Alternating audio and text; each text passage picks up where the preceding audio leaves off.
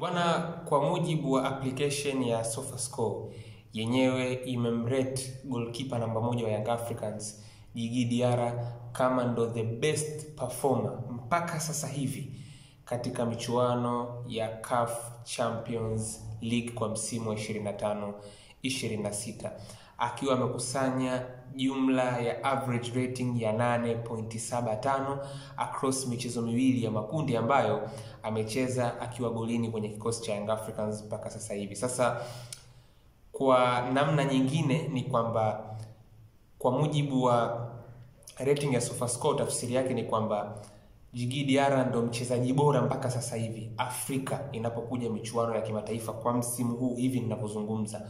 The best performer na mchezaji bora zaidi ni goalkeeper namba 1 ya Young Africans Djigui Diarra. Kwenye hiyo top 5 kuna Ahmed Atif, huyu ni mchezaji kutoka Pyramids, kuna Mahmoud Trezeguet, mshambuliaji kutoka Ahli, kuna Ahmed Reda Taknouti, goalkeeper wa AS FAR Rabat, lakini kwenye top 5 anayekwenda kukamilisha hapo ni kiungo wa Mamelodi Sundowns Marcelo Allende. Sasa kiukweli ili sio jambo dogo kiukweli. Yaani hivi ninavyozungumza maana yake the top rated player katika soka la Afrika hivi sasa ni Djigui Diarra. Yaani kwa maneno mengine ndo mchezaji bora hivi sasa katika bara la Afrika. Full stop, kwa sababu michuano ya ligi ya mabingwa barani Afrika ndo michuano ya juu zaidi ya ngazi ya klabu. Kwa hiyo kama mchezaji anakuwa na rating ya juu zaidi katika michuano mikubwa zaidi ya ngazi ya klabu katika bara husika, maana yake huyo ndio mchezaji bora katika bara husika.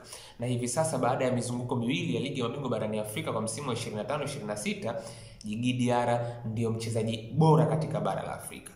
Sasa basi lazima kwanza tuelewe kiukweli rating ya 8.75 kwa mchezaji ambaye anacheza kwenye nafasi ya Djigui Diarra kwa maana goalkeeper ni rating moja kubwa sana, kwa sababu goalkeeper ambaye ana rating ya namna hiyo manake almost game yake imekuwa ni perfect. Yaani hakuna makosa yoyote kuanzia kwenye matumizi ya mikono yake mpaka kwenye matumizi ya miguu yake mpaka kwenye kulitawala eneo lake mpaka kwenye kuitawala safu yake. Hakuna makosa, hakuna kasoro. Hicho ndo kitu pekee ambacho kinaweza kumweka goalkeeper yoyote, achilia mbali kwa Afrika. Hii rating ingekuwa inatoka Ulaya, Amerika Kusini, Amerika Kaskazini, Australia, Asia, bara lolote, level yoyote, kupata rating ya 8.75 kwa goalkeeper manake umekuwa almost flawless. Yaani huna kasoro. Yaani wewe kama ulikuwa kwenye pambano manake umetwanga bila kuguswa kabisa na mpinzani wako. Kama mmewahi kusikia kitu kinaitwa flawless victory, yaani hujaguswa. Huu ni ushindi ambao hauna shaka, hauna kipingamizi yani kiufupi. Kwa hiyo mimi nataka tuangalie sasa, baada ya kuwa nimetaja hii rating, muktadha ni muhimu sana. Kwa nini Diarra ni mchezaji bora katika bara la Afrika kwa wakati huu, na ni nini hasa ambacho kimemfanya awe na rating ya juu kwa nafasi ambayo anaicheza kwa maana ya goalkeeper? Kwanza inapaswa kueleweka kwamba kiukweli kama sio kwa Djigui Diarra kuwepo golini, Young Africans hawapati alama 4 kwenye michezo miwili mpaka sasa hivi. Full stop. Yaani hiyo haihitaji ule uchambuzi sijui nini. Yaani kama unamtoa Djigui Diarra kwenye lango la Young Africans kwenye michezo yote miwili, Young Africans hapati alama 4. Kuhusu alama ngapi angepata hiyo ingekuwa ni issue nyingine, lakini alama 4 hazipatikani kiufupi. Issue ambayo inakuja ni kwamba kitu ambacho kinamweka kwa kiasi kikubwa sana katika hiyo ranking Djigui Diarra ni namna alivyoifanya kazi yake kama goalkeeper. Muktadha, neno muhimu sana. Majaribio yamefanywa kwa magolikipa wengi katika bara la Afrika. Magolikipa wengi wamefanya saves nyingi nzuri sana, wameokoa michomo, wameziokolea timu zao pointi, wamezipatia timu zao pointi, lakini kesi ya Djigui Diarra imekuwa tofauti. Djigui Diarra kwenye michezo miwili ya ligi ya mabingwa barani Afrika msimu huu, kwa maana ya mchezo dhidi ya AS FAR Rabat pamoja na mchezo dhidi ya JS Kabylie, amekutana na jumla ya majaribio 7 katika lango lake. Katika majaribio 7, muktadha ni muhimu, majaribio 6 yamefanywa ndani ya eneo la 18. Majaribio 6 kati ya hayo 7 yamefanywa ndani ya eneo la 18. Kwa mujibu wa utafiti wangu ambao nimeufanya kwa kutathmini kila aina ya jaribio ambalo amefanyiwa Djigui Diarra kwenye hii michezo miwili, kuna vichwa viwili vimepatikana katika hizo on target, Kuna close range shot kwenye near post mbili zimepatikana kwenye hizo on target. Kuna set piece ambayo ilipigwa moja kwa moja, ziko mbili hizo. Moja ilikuwa more firm, ilikuwa imejaa zaidi kwenye mchezo dhidi ya FAR Rabat kama unakumbuka vizuri, lakini pia kuna nyingine ambayo ilipatikana katika mchezo dhidi ya JS Kabylie. Ile free kick ambayo ilipatikana dhidi ya JS Kabylie iliguswa ile. Diarra akakamata, kwa hiyo inahesabika kama ni ndani ya boksi.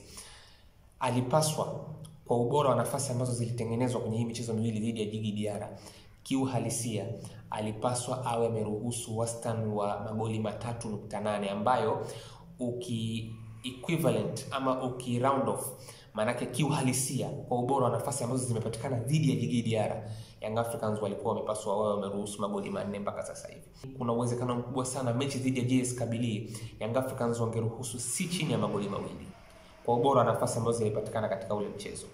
Lakini Djigui Diarra amehakikisha kwamba Young Africans hawajaruhusu bao lolote. Maana kiuhalisia kabisa Djigui Diarra amewafanya Young Africans wawe na alama 4. Yaani yeye single handedly kwa nafasi yake amezichukua zile alama 4, ni kama amezikabidhi. Kuna goli la Prince Dube ambalo lilifungwa kwenye mchezo dhidi ya FAR Rabat, lakini ilibidi yeye atumie uwezo wake kwa ajili ya kuhakikisha kwamba analilinda lile goli mwisho wa siku. Ile sare tasa dhidi ya Kabylie haipatikani kama sio kwa ufanisi wa Djigui Diarra pia. Kwa hiyo hichi ndiyo kitu ambacho kimemfanya Djigui Diarra a stand out kiukweli. Na rating ya 8.75 licha kwamba ni katika soka la Afrika, lakini ukisema uitathmini level ya performance ya mchezaji mwenye rating ya 8.75, that is a world class level of performance. Haina maana kama mchezaji ni world class, nieleweke, lakini ni world class level of performance. Yani kiwango anachokionyesha hivi sasa Djigui Diarra ni level ya kidunia kwa rating ambayo ameipata. Kwa hiyo kiukweli kabisa Young Africans wanamiliki mchezaji bora mpaka sasa hivi. Yani unapozungumzia Afrika nzima hivi sasa hakuna mtu ambaye anamzidi Djigui Diarra in terms of performance kwenye michezo miwili ya kwanza ya ligi ya mabingwa barani Afrika msimu huu. Na kiukweli kabisa Djigui Diarra amenusuru mabao 4. Round off mabao 4 exactly ambayo yalikuwa yatingi wavuni katika lango la Young Africans kwenye hii michezo miwili combined. Djigui Diarra kwa uwezo wake binafsi amehakikisha kwamba mabao yanabaki kuwa ni 0, clean sheet zinabaki kuwa ni 2, na hakuna ubao ambao utachafuka kwenye kikosi cha Young Africans mpaka sasa hivi. Kwa hiyo hicho ndicho ambacho kimefanya kiukweli awe ana stand out Djigui Diarra. Wachezaji ambao kiukweli amewazidi in terms of performance ni wachezaji ambao wana operate katika vilabu vikubwa, kina Pyramids, kina Ahli, kina Mamelodi. Hakuna ambaye amefikia kiwango cha ubora ambacho kimeonyeshwa na Djigui Diarra mpaka sasa kwenye ligi ya mabingwa barani Afrika. Na kwa hoja hiyo Djigui Diarra ndo the best player in Africa right now.